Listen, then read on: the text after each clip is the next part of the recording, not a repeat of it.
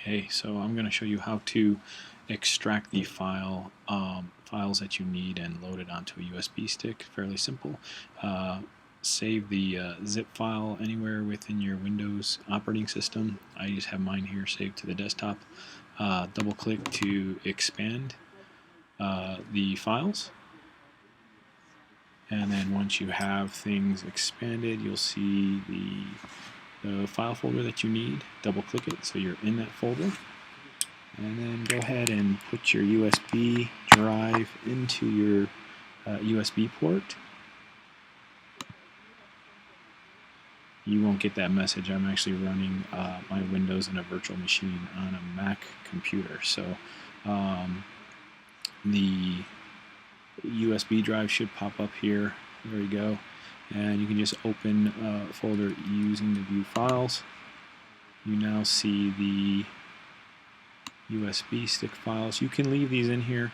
I've had success with everything in here working fine with the preload package. So you want to copy this preload package PRD and this FFF file and move it to your USB stick.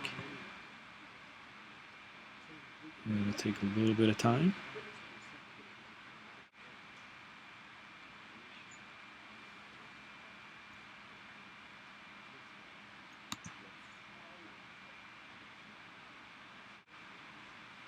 And basically all we're doing is loading the complete media room client package onto the USB drive. You can kind of see all the files included with the preload package. So,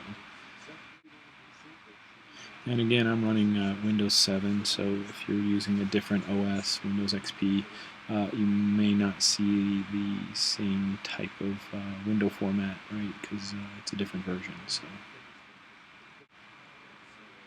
And again, I think the most important thing is make sure that you're grabbing the preload package PRD and the all Fs file and putting it at the root of the USB. Don't copy that CTL USB load file folder over to the USB, because the set-top box, when it boots, it's looking for that FFF file on the root of the USB. So if you don't have it there, it's not going to upload the preload package properly, or well, it just sit there. You just basically have a set-top box that's sitting there with a USB stick in it. So. Okay, and it looks like we're all finished here. You can just go ahead and remove the USB stick from your USB port, and now you're ready to go ahead and put the USB stick in the set-top box itself.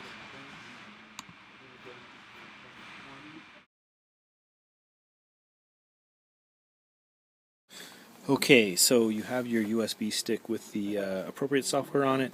Your next step is obviously put the USB stick into the set-top box.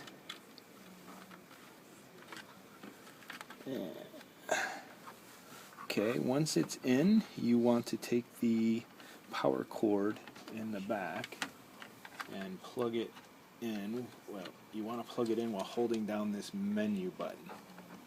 Okay, so I'm powering up with the menu button depressed. And you'll see the lights will come up here, flashing power, and you'll see those lights flash. All three lights flash at the same time. You can release the menu button at that time. And it's going to take some time for the set-top box to do its thing, loading the software off the USB stick.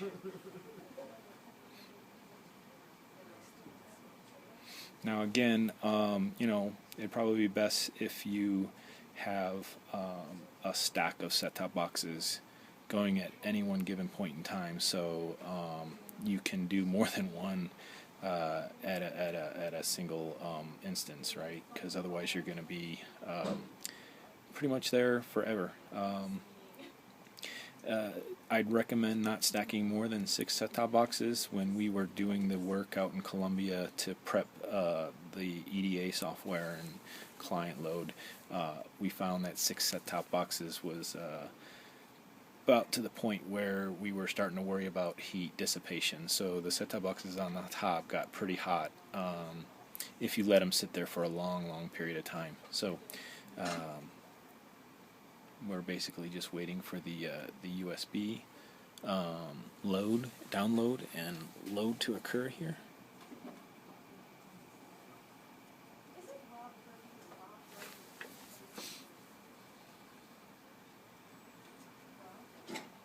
Okay, we get some more flashing lights. It's a good sign that things are progressing.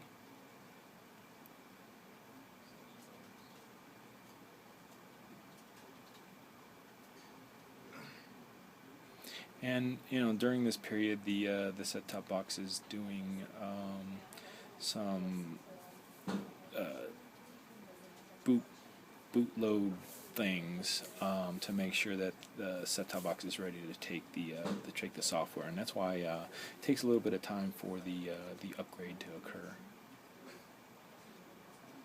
Could some of these retransmissions be waiting on addresses to time out?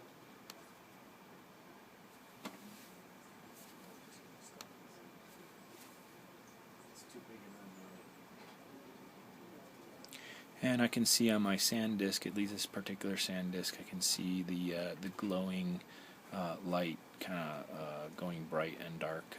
Depending on the model of SanDisk you have, some of them may not have that light, so you may be flying blind for a little bit. I think the key is to kind of be patient. You'll know when the process is complete by the indicator lights, and I'll show you that in the video when we're done.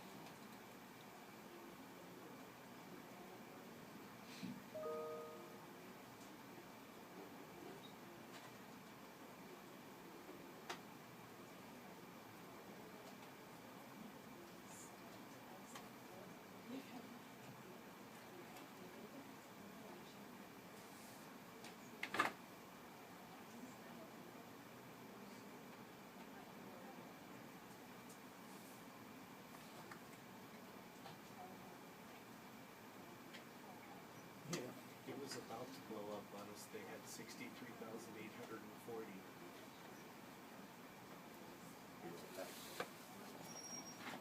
Oops.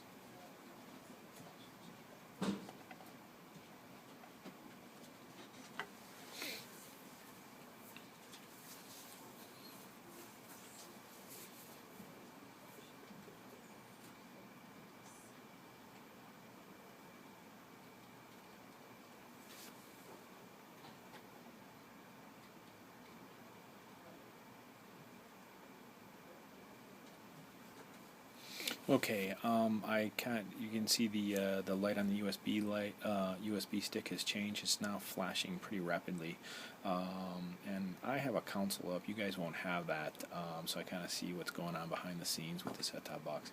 So right now it is actually copying the install package that you guys moved to the USB stick onto the flash of the set-top box itself. So this would be a good indicator, a good point in time that you can check progress of your set-top box or stack of set-top boxes while you're working them.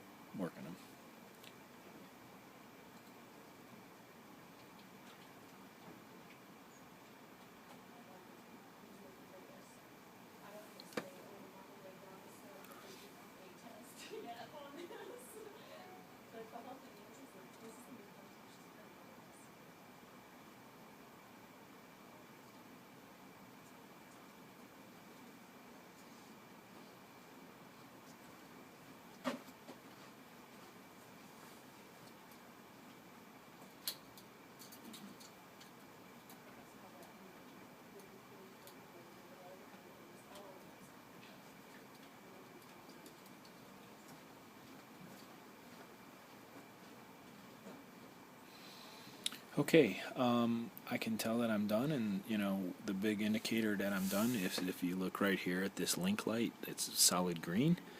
When you see that solid green come up, you know that the set-top box has completed, and you kind of notice that the USB stick here is going back to that pulsing light instead of the flashing like it's being read. So this completes the process. This new client has been loaded on the set-top box, and now the next step is to power cycle the set-top box so you can verify that the client is actually indeed coming up. I'll step you through that process next.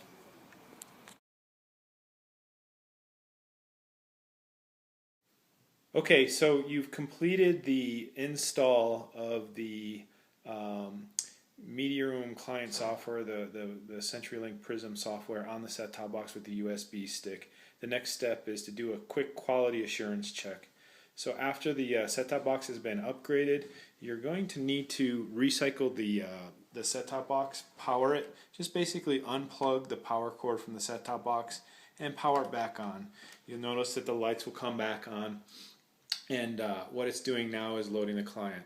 The next phase is to let the client load all the way up, and you need to verify after the client is loaded that the set-top box has taken the new load. So when you have a chance, connect up these set-top boxes to a TV and look for the TV to complete its boot up process. Right here, when you see these three dots, this is basically the media room bootloader loading up the client. And if you notice, I've already completed that process. I'm now into the wireless splash screen. So this is the correct wireless splash screen. You notice you have the CenturyLink logo, and you're being prompted to press the OK button to complete the wireless process. When you get to this screen, you know you're completed. You know you have a good set-top box ready to go out in the field.